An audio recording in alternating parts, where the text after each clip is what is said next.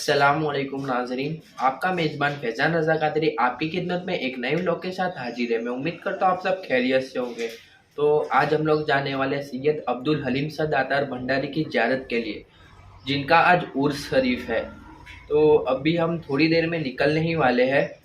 तो अभी हम जाएंगे और इंशाअल्लाह मगरिब के बाद वापस से जाएंगे और वहाँ का मंजर देखेंगे। तो इंशाअल्लाह बहुत ही अच्छी ज़ियारत करवाएंगे हम आपको। चलिए अब हम जाने के लिए निकल चुके हैं।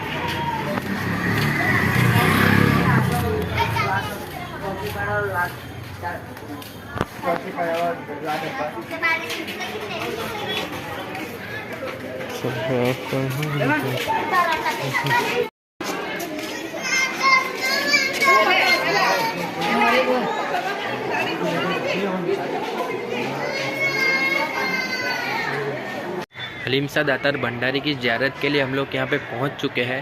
तो चलिए अब हम इनकी ज़ियारत करते हैं। अल्लाहुम्मा सल्लि अला सय्यिदिना व मौलाना मुहम्मदिन व अला आलिहि व सहबिहि। आपका मुबारक नाम सैयद अब्दुल हलीम कादरी है। आपके वालिद का नाम सैयद मुस्तफ़ा कादरी है। आप हुसैनी सादात है। आपका सिलसिला नसब सैयद अब्दुल कादिर जिलानी रदियल्लाहु ताला अन्हो से जा मिलता। आपने आपके वालिद मोहतरम से ही मुरीद और खिलाफत का शर्फ हासिल किया है। आप हमेशा जिक्र रियाजत और मुजाहद में मशगूल रहते थे। आपका शुमार बड़े मसाहिकों में होता है। आप हलीम दातार भंडारी के नाम से मशहूर है। दातार का मतलब होता है सखी और भंडारी इसलिए कहा जाता है कि आपके पास हमेशा भंडार भरा रहता है। आप बड़े ही पाए के साहिबे कश्फ करामत और साहिबे कसरुफ बुजुर्ग है। आपकी करामतें बहुत मशहूर है। आपकी ये करामत भी बहुत मशहूर है कि जब आप बगदाद शरीफ से गुजरात अंकलेश्वर तशरीफ लाए, उस वक्त जहांगीर बादशाह का दौर था। जहांगीर बादशाह जब गुजरात का दौरा करते हुए अंकलेश्वर आया तो उससे पता चला कि यहाँ हलीम दादा करके एक फ़कीर रहते हैं और वो फ़कीर बहुत अच्छे इंसान है। जहांगीर बादशाह ने अपने वजीर को हुक्म दिया उनको यहाँ खाने की दावत पे बुलाया जाए। बादशाह का वजीर हुक्म के मुताबिक सैयद हलीम दादा की बारगाह में हाजिर हुआ और बादशाह की दावत का पैगाम दिया। सैयद हलीम दादा ने दावत का इनकार कर दिया और बादशाह को खुद अपने यहाँ दावत पर बुलाया और दावत दी और कहा, तुम्हारा सब लश्कर, इंसान, जानवर जो भी हो, सबको लेकर मेरे यहाँ दावत पर आओ।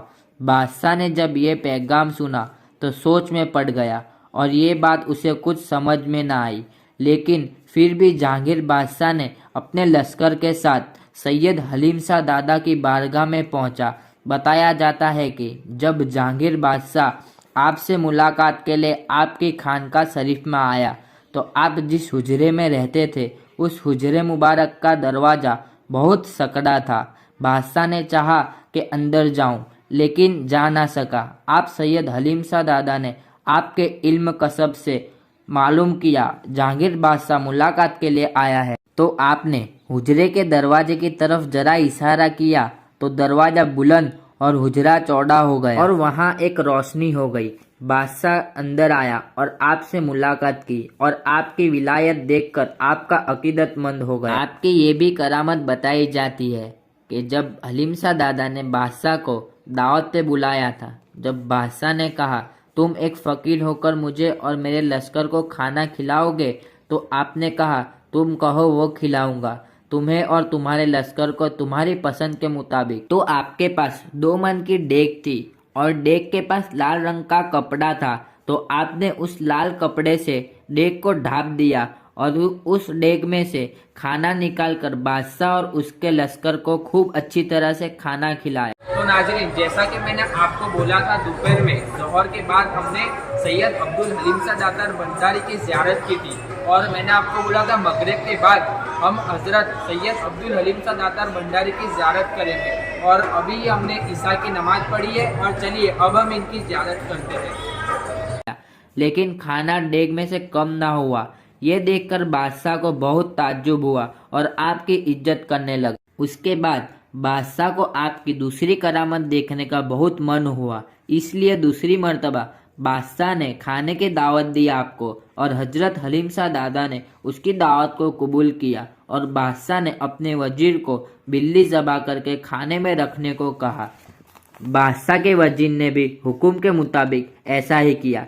फिर जब आप बादशाह के यहाँ दावत के लिए तशरीफ़ ले गए और दस्तरखान को देखा और कहा बिल्ली को किस लिए तकलीफ दी, और आपने बिल्ली को कहा ए बिल्ली उठ चल जा और तेरी जान बचा, इतना ही कहना था कि खाना खाने में पकी हुई बिल्ली दस्तरखान से उठकर चलने लगी। सुभान अल्लाह। ये देखकर भी बादशाह बहुत ताज्जुब में पड़ गया। उसके बाद आपका अदब किया और आपकी इज्जत करने लगा और आपको तोहफे में बहुत सारी चीज़ें दी, लेकिन आपने लेने से इनकार कर दिया और कहा मैं एक फ़कीर हूँ और मुझे ये सब किसी काम का नहीं।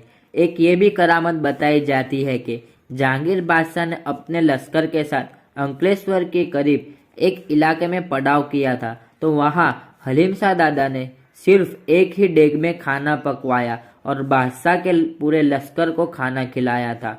बताया गया है कई लोगों ने 2-2 मरतबा खाना खाया था।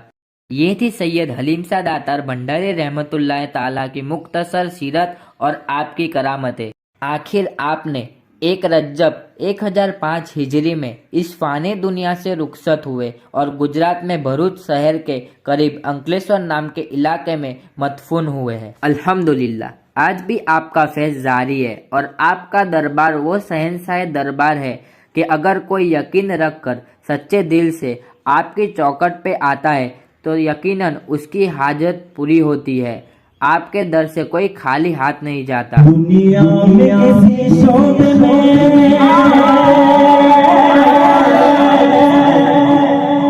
नाकाम नहीं हूँ, दुनिया के किसी शौक में नाकाम नहीं हूँ, नाकाम नहीं हूँ, दुनिया के किसी शौक में नाकाम नहीं हूँ।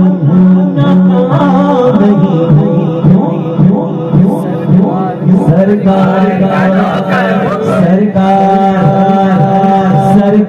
का नौकर हो कोई काम नहीं हो, सरकार की नौकर यहाँ तो सरकार का नौकर हो कोई काम नहीं हो, सरकार का नौकर हो कोई काम नहीं हो, सरकार का नौकर हो कोई काम नहीं हो, काम नहीं हो।